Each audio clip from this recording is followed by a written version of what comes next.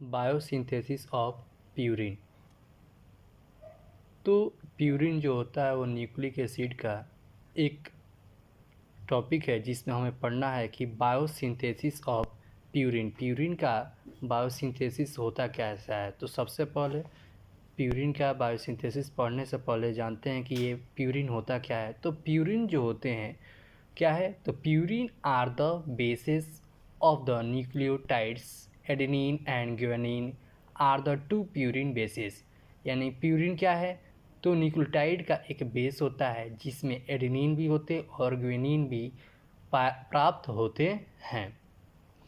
Purine are synthesise, जो purine जो होते हैं वो सिंथेसाइज कहाँ होते हैं, तो प्यूरिन जो सिंथेसाइज होते हैं वो हमारे लीवर में होते हैं, रिथ्रोसाइट में होते हैं और पॉलीमॉर्फोन्यूक्लियर ल्यूकोसाइट में होते हैं। लेकिन ये प्यूरिन जो होते हैं वो कभी भी हमारे ब्रेन में सिंथेसाइज नहीं होते हैं।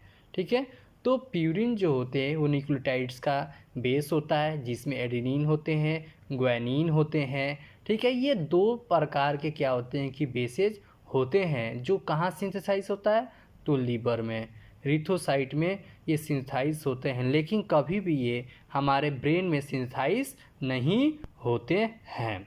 ठीक है, लेकिन इससे पहले हम जानते हैं कि जब ये प्यूरिन जो सिंथेसाइज हो रहा है तो आखिर ये सिंथेसाइज हो रहा है तो हो कैसे रहा है। तो यहाँ पर देखते हैं कि हम एक प्यूरिन का क्या लेते हैं, तो एक प्यूरिन का स्ट्रक्चर लेते हैं। ठीक है, और वो प्यूरिन के स्ट्रक्चर में हम देखते हैं यहाँ पे कि ये प्यूरिन का हम स्ट्रक्चर लिए हैं और यहाँ हम इसके क्या करते हैं कि नोमेनक्लेचर करते हैं। तो नोमेनक्लेचर करते हैं तो यहाँ पर N1 यानी 1 place, second, third, fourth, fifth और 6, 7, 8 और 9। ठीक है, ऐसे इसका क्या करते हैं हम नोमेनक्लेचर करते हैं। और जब इसका हम बायोसिंथेसिस जानते हैं तो हमें सबसे पहले जानना होता है बायोसिंथेसिस में कि ये किस पे, कौन से ग्रुप पे आकर, कौन से ग्रुप आकर अटैच होंगे, कौन से प्लेस पे आके कौन से ग्रुप अटैच होंगे, इसके बारे में हम क्या करते हैं जानते हैं। ठीक है, तो यहाँ देखिए N1 पर कौन से ग्रुप आकर अटैच होते हैं, स्पार्ट होते हैं। कौन, स्पार्ट होते हैं। तो स्पार्ट का क्या होता है, तो स्पार्ट जो होते हैं वो CH2C+O, यहाँ पर क्या होता है कि NH2 जो होते हैं आकर इस पे ऐड हो जाते हैं। ठीक है, तो ये सारे जो होते हैं ये क्या है, तो ये इसको क्या कहते हैं, तो स्पार्ट कहते हैं। ये आकर ग्रुप जो होते हैं वो कौन से ग्रुप पर आकर ऐड होगा, तो N1 ग्रुप पर आकर क्या होता है, यही स्पार्ट आकर ऐड होते हैं। ठीक है, अब यहाँ पर N10 फॉर्माइल THF है।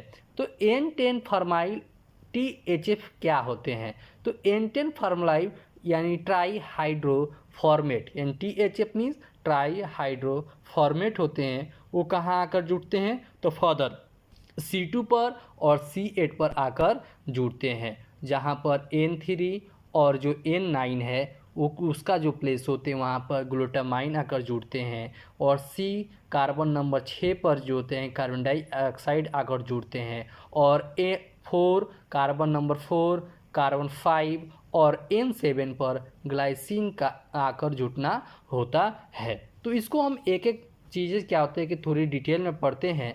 यहाँ पर कहता है पहला कि many compounds contribute to the purine ring of the nucleotides, जिसमें फर्स्ट है कि N1 of purine is derive from amino group of स्पार्ट।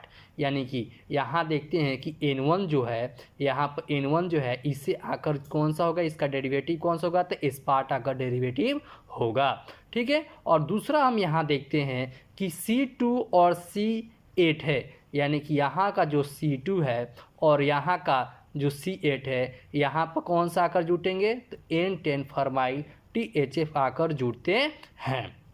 ठीक है, अब तीसरी बात क्या होती है कि N3 और N9 है और N9 है, यहाँ पर आकर जुटना किससे होता है, तो ग्लूटामाइन का जुटना होता है। और वहाँ पर और देखते हैं कि C4 है, C5 है और N7 है। यहाँ जो कंट्रीब्यूशन इसका देने का काम करता है वो कौन देता है, ग्लाइसिन देता है। और C6 जो है फर्दर यहाँ पर क्या होता है, तो CO2 का डायरेक्टली कॉन्फ्रॉम होते हैं।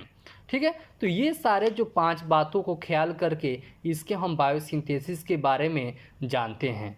ठीक है। तो पहला यहाँ समराइज में देखते हैं कि बायोसिंथेसिस होता क्या है।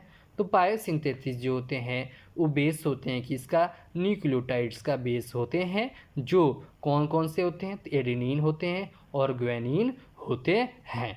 ठीक है। एडेनिन होते हैं और कौन से होते हैं, ग्वानिन होते हैं। ठीक है। उसके बाद से यहाँ देखते हैं कि एडेनिन है और ग्वानिन है, ये आखिर होता क्या है।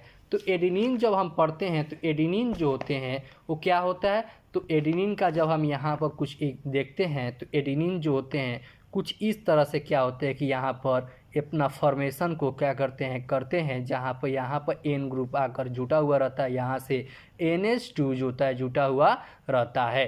ठीक है। यहाँ से ऐसे क्या करते हैं, ये ग्रुप से क्या होता है कि आकर अटैचमेंट इसका क्या होता है कि रहता है, और यहाँ पर जो एडेनिन में होते हैं यहाँ पर हो गया, और यहाँ देखते हैं कि एडेनिन में यहाँ डबल बॉन्ड के साथ और फर्दर यहाँ पे डबल बॉन्ड के साथ क्या होता है कि ये जुटे रहते हैं।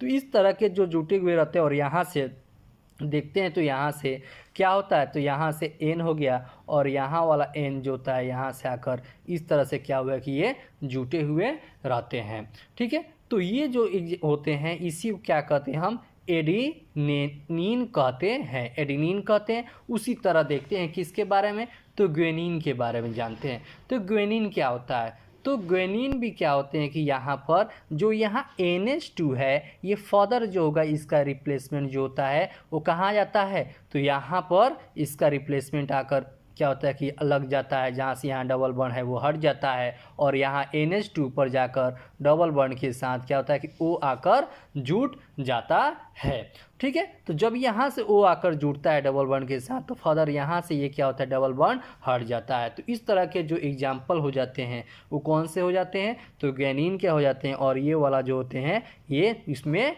नहीं रहता है। ठीक है। तो ये हो जाते हैं ग्वानिन का। ठीक है। तो यहाँ कह रहा है कि बायोसिंथेसिस जो होते हैं वो क्या होते हैं, तो न्यूक्लियोटाइड्स का क्या होता है कि बेस होते हैं, जिसमें एडेनिन जो हो गया, ग्वानिन हो गया, वो 2 प्यूरिन के बेसेज होते हैं। जो प्यूरिन जो होता है सिंथेसाइज होते हैं वो कहाँ होते हैं, लीवर में होते हैं, रिथोसाइट्स में होते हैं, पॉलीमॉर्फोन्यूक्लियर लिकोसाइट्स में होते हैं, और साथ साथ में जो ब्रेन जो होता है हमारे क्या करता है कि प्यूरिन का प्रोड्यूस नहीं कर सकता है। ठीक है। और इसमें बहुत सारे कंपाउंड अपना कंट्रीब्यूशन देते हैं, जहाँ पर N1 और प्यूरिन जो होते हैं वो ड्राइव होते हैं अमीनो ग्रुप ऑफ एस्पार्ट से। C2 और C8 है वो N10 फॉर्मलाइन THF हो जाते हैं। N3 और N9 है वो क्या होते हैं कि ऑब्टेंड होते हैं अमाइड ग्रुप ऑफ ग्लूटामाइन से। और यहाँ पर देखते हैं कि C4, C5 और N7 जो है वो ग्लाइसिन से कंट्रीब्यूशन करता है, और C6 जो होते हैं वो क्या होते हैं कार्बन डाइऑक्साइड्स के से आकर यहाँ पर अटैचमेंट होते हैं। तो ये कुछ प्लेसेस जो होंगे वो बायोसिंथेसिस में अपने कंट्रीब्यूशन करेंगे। आगे इसके जो हम बायोसिंथेसिस देखते हैं